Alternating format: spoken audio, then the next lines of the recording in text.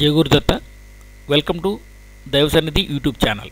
మహాభారతంలోని భీష్మ పితామహుని ఏకైక ఆలయం గురించి ఇప్పుడు మనం తెలుసుకోబోతున్నాం. ఈ ఆలయం యొక్క ప్రత్యేకత, మహాభారత సంగ్రామంలో 10వ రోజు కురుక్షేత్రంలో భీష్మ పితామహులు వారు గాయపడి అర్జును యొక్క అంపశయ్య బాణాలతో నిర్మించిన దాని మీద పడుకుని ఉన్నప్పుడు దాహంగా ఉందని కోరగా అర్జునుడు తన బాణంతో భూమి నుండి నీటిని తెప్పించిన ప్రదేశాన్ని మనం బాణ్ గంగగా పిలువబడుతోంది. అలాగే ఈ ఆలయాన్ని భీష్మకుండ్ టెంపుల్గా కూడా చెప్పడం జరుగుతుంది. ఈ ఆలయం వచ్చేసరికి నరకటారి అనే గ్రామంలో ఉన్నది. ఈ ఆలయాన్ని దర్శించాలంటే జ్యోతిసర్ అంటే భగవద్గీత శ్రీకృష్ణుడు అర్జునుడికి ఉపదేశించిన ప్రదేశము, దానికి మరియు బ్రహ్మసరోవర్కి మధ్యలో ఉన్న నరకతారి అనే గ్రామంలో కలదు.